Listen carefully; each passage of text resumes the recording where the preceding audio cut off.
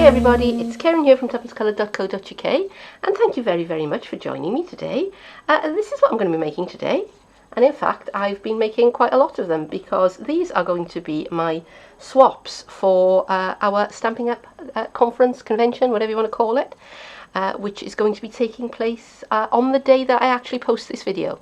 So when you're watching this, if you're watching it the day that it goes up, I will be in sunny Telford, along with a lot of other Stampin' Up demonstrators, having an absolutely wonderful time, learning all about the new products that are going to be coming in the spring-summer catalogue, and learning how to demonstrate them and how to, how to show them off, and getting to meet loads of other Stampin' Up demonstrators, lots of people that I know through social media, and getting to meet them in person, and it's going to be so much fun. And this is going to be, I think it's the third one that I will have been to.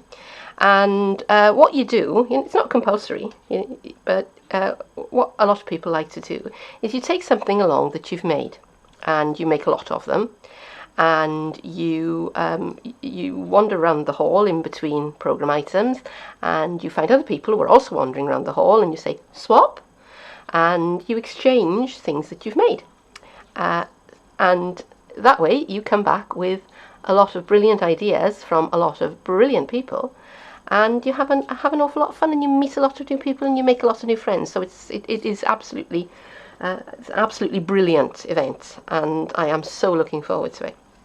So these are going to be my swaps, and the more that you make, the more ideas you come back with, and I promise you after the event I will show you everything that I come back with, okay? Because I know people like to see everybody's ideas. So I will be doing that. That will probably be going up on Tuesday, okay? But for today, I'm going to show you how I'm making my swaps. Here are the supplies that I'm using today. I'm using this stamp set, Homemade for You, and I'm using this stamp, For You with Love. I'm going to be using my basic black archival ink pad. I'm going to use these dies, which are from the Mayflowers die set, and I'm going to be using these two dies. And I have some strips of card. Now I'm going to make a batch of flowers in Elegant Eggplant today. So I've got a strip of Elegant Eggplant, which I've just cut off the width of the piece of A4, and it's about 2.5 inches. And I have a strip of Mint Macaron, which is about 1.5 inches, 1 3/4 inches, something like that. And I have a piece of Whisper White, which is about 1 3/4 inches, something like that. So that's what I'm going to be using to make my flower. When I'm going to make a batch of items they're all the same or very similar, I work in stages. So what I will do one process first, then I'll do the next process, then I'll do the next process, and then I'll bring them all together at the end. So for this particular project, the first thing that I've been doing is I have been die cutting out my flowers, and to save myself a little bit of time, I've been doing the leaves and the flower at the same time. Now I take my base plate for my big shot, and I'm putting down a couple of strips of tumble dryer sheet, and this, if anybody wants to know, is Lenore. It needs to be the tumble dryer sheet that is sort of woven and open and dry. There are two kinds of tumble dryer sheets, and there's the other kind is kind of softer and moister, if that's a word. You don't want that kind. You want the firm kind. And as I said, this is Lenore. All right. I'm sure there are other brands that work. I just happen to have Lenore. So I lay that down first, and then I put my card on top. Now I've tried this various ways. I've tried it with a layer of wax paper or baking parchment on top of the two pieces that I've just put down, and that works fine as well, but I found that actually it wasn't strictly necessary, because the next thing that I'm going to do is I'm going to put my flower die and my leaf die onto my card, and then I would put the cover plate on top, and I would take that and run that through my big shot. Okay, so I'm not going to do that right now because I've already been and done a lot of these, and here they are. So I've done quite a lot of these in the elegant eggplant, and for every flower I need 2 of the sets of the flower, 2 of the mint macaron leaves, and I will need 1 of these, but I'll come to that in a minute. Okay, so first thing I do is I take my Lollipop, and these are mini Chupa Chups, and they come in packs of 5, and there are 4 different varieties of them. So the colours that I've been making them in, I have done the green ones, which are apple flavoured, I've done with Peekaboo Peach Petals, and the blue ones, which are cola flavoured, have got Watermelon Wonder Petals.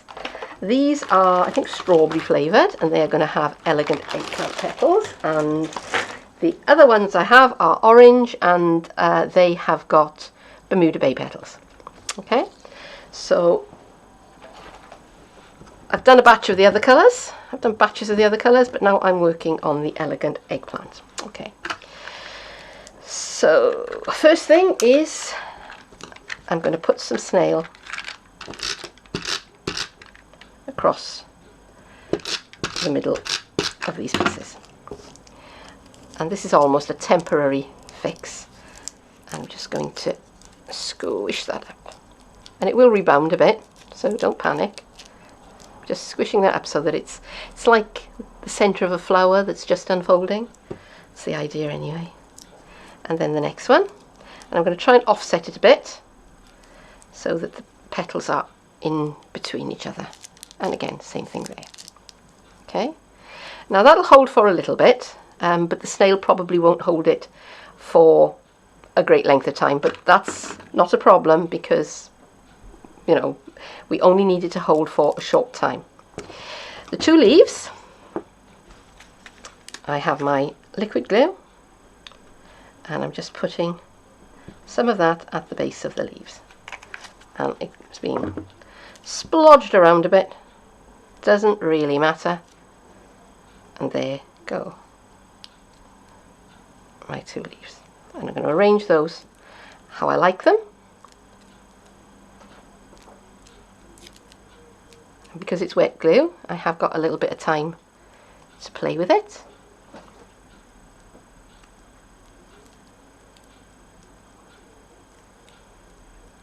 Okay, and I'm just going to set that on one side just for a couple of seconds while the adhesive sets. While the glue's drying, I'm going to do some stamping. So I've got myself a strip of Whisper White card, basic black ink. My stamp is already mounted onto my clear block, and I'm just going to stamp towards the bottom of my strip of paper, and that's got a little bit messy, so I'm just going to clear that off with my finger there. Okay, that's better.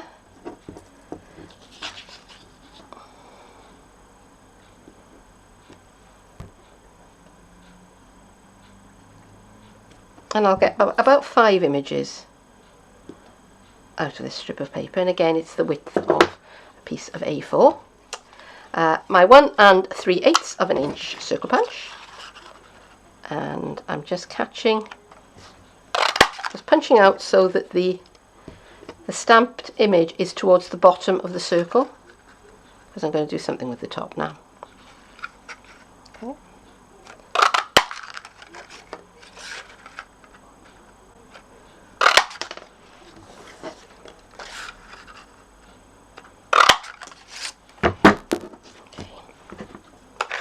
And as you can see,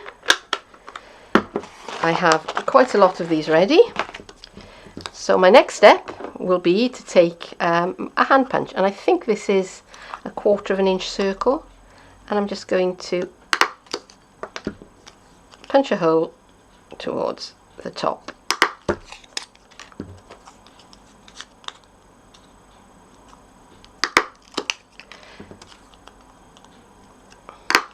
And I'm only making 1 flower now, so I only need 1, but I would sit in front of the TV and just do, you know, just do all of these all in one go. So let's pick a nice one. That's a nice one. Pop those away.